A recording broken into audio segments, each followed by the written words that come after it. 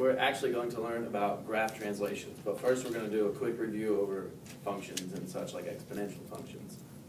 Now, who knows what the graph of x squared looks like? It is, right? Yeah.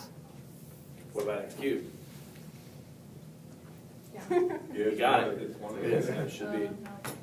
Is that better? That's x cubed.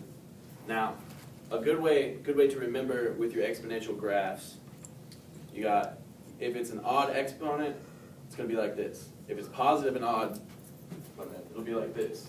Negative and odd, it'll be like this. Odd, odd. Are you running? Now, if it's positive and even, it's going to be like this, like a touchdown. Even, and even, negative and even. Odd, odd, even, even. Remember that? Everybody do it with me one time. Odd, odd, even, even. There you go. That's for you kinesthetic learners out there. Now, the what does anybody know what like the higher exponents do to a graph? Like instead of you have x squared, what would x to the fourth do? It'd make it do this a couple times. Wrong. Make it skinnier. She knows. Close though. Close. That's coming into that is later on when you add sine and all of that stuff into it, which we'll take a quick look at that at the end though. But now, what would a lower exponent such as make it wider? Right, make it fat. All right. Now, graph translation, yes. Now, when you have x squared, your function x equals x squared. Now, what do you think?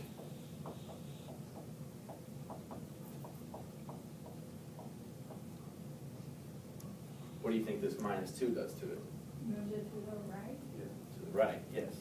To the right, because if it's inside of these parentheses, it's going to make it go to the opposite. You have to change the sign of it and move it that direction. Now, if I put plus 2 out here, what would it do? Exactly, move it up. If it's outside of the parentheses, it doesn't actually, you don't have to flip the sign, you just move it in that direction. All right.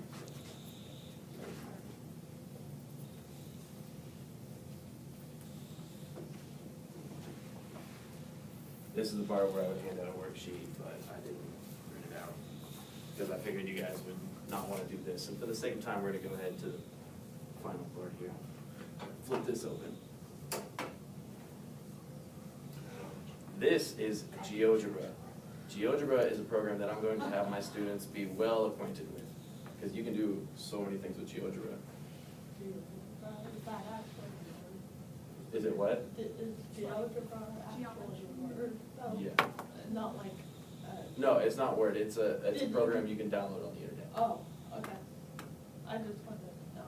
As you see here, we have our function f of x equals x squared, and there's our graph of that.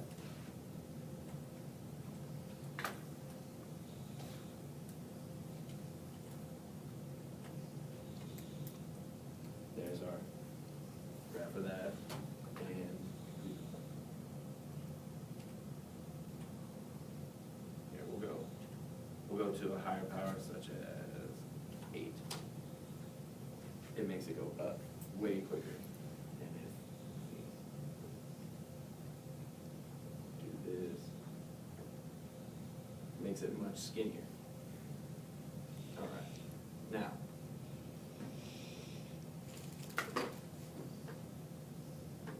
once you go on later into your polar coordinates, these are fun. These are very fun. They're fun to play with. You can make flowers. You can make, I have a heart right here. See, there's my heart. It's a math heart. It's all actually your too. Don't judge my math heart, okay? Now this one, this is the Archimedes spiral. The Archimedes spiral is based off of the golden ratio, which is, what's the golden ratio? I couldn't tell you off the I don't know, top of my it's head. what they get out of the Fibonacci sequence. I can't remember off the top of my head. It's a square root or something. Yeah, it's something like that. Is Fibonacci the rabbit one? Yes, ancestral bunnies, yes. Now, with the polar coordinates, you put your function in as let's see, I have it as a to the x with my slider here. And with the slider, this is what's really cool about GeoGebra. You can move it over. You're supposed to be able to move it over. Yeah, and it'll draw more of your function for you. It's going from 0 to 2 pi. Now, when you put it into polar coordinates, you have to write down in the curve command, and you type in all your expressions and stuff.